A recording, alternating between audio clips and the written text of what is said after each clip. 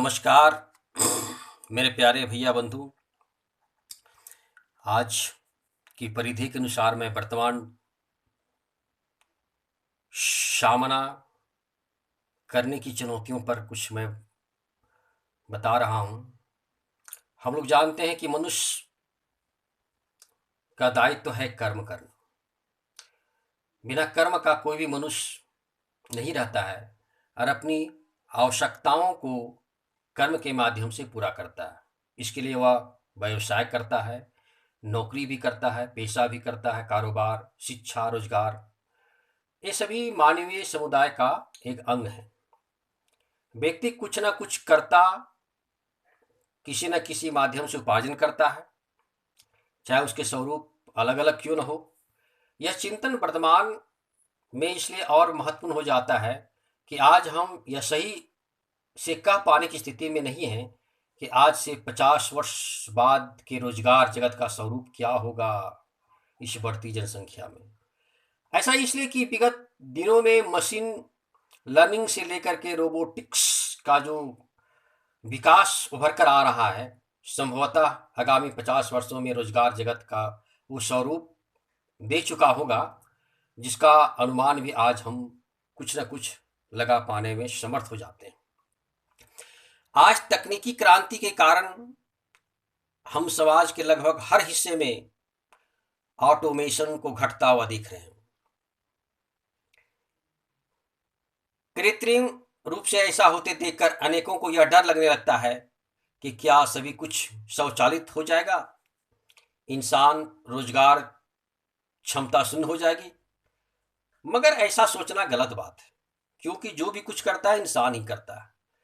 ऐसा नहीं कि ऐसा डर लोगों का पहले नहीं था। जब औद्योगिकरण का दौर आया तब अनेकों ने यह सोचने लगा कि भैया लगता है कि बहुत बड़ी मात्रा में नौकरी चली जाएगी, नौकरी व पेशा आदि गंवा चुका होगा। पर इतिहास साक्षी है कि ऐसा कुछ नहीं हुआ।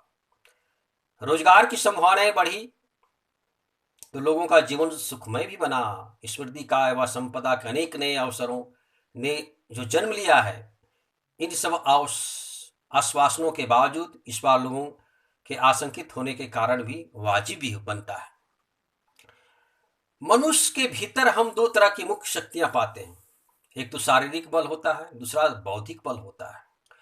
औद्योगिकरण या मशीनी युग, ये सभी हम लोग बौद्धिक जगत का एक परिणाम पाते हैं। शारीरिक श्रम का स्थान तो लिया ही, पर तब भी उन पर बौद्धिक नियंत्रण इंसानों का ही था। कृषि, उद्योग इत्यादि में ट्रैक्टरों के आने पर, कारखानों के लगने पर इंसानों की भूमिका घटी नहीं है भैया, बल्कि बढ़ी है। क्योंकि संसार सूचना विश्लेषण जैसे बौद्धिक कार्य इंसानों द्वारा ही किया जाता है। परंतु इस बार की चुनौतियां भिन्न है और इस बार आर्टिफिशियल इंटेलिजेंस के महत्वपूर्ण प्रभुत्व के बढ़ने के साथ साथ इंसान की भूमिका पहले बार संकट में पड़ती नजर आती है। जिसे सामान्य रूप से हम कह सकते हैं कि लोग सोचने लगते हैं कि भैया कंप्यूटर्स की दुनिया आ गई है, परंतु ऐसा ही नहीं है। जीव विज्ञान से लेकर सामाजिक विज्ञान के क्षेत्र में आज हम स्वचालितीकरण या ऑटोमेशन का होता हुआ देख रहे हैं। गाड़ी मोटर इत्यादि बहुत बढ़ गए हैं, विकास बहुत किया है। इतनी बड़ी जनसंख्या वाला देश में इतना बड़ा विकास कम बड़ी बात नहीं है। चूंकि हम भारत में ऐसा घटते नहीं देख रहे हैं, इसलिए हम यह अंदाजा नहीं लगा पाते कि आज हजारों से हजार ऐसी गाड़ियां अमेरिका व यूरोप की सड़कों पर उतर चुकी है और एक दशक के भीतर संभवतः पूरे विश्व में दिनों दिन हम लोग एक से एक नई गाड़ियां का उपयोग कर रहे हैं।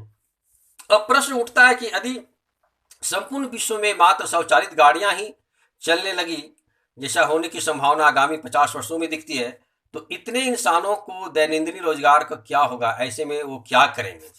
बात भी सही है, क्योंकि स्वचालित गाड़ियां आ जाएगी तो चालकों का रोजगार पर प्रभाव पड़ सकता है, लेकिन बेहतर ढंग से करने का गुण नहीं रखता, बल्कि तो कुछ ऐसे गुण भी रखता है जो अभी इंसानी क्षमता में नहीं आते हैं।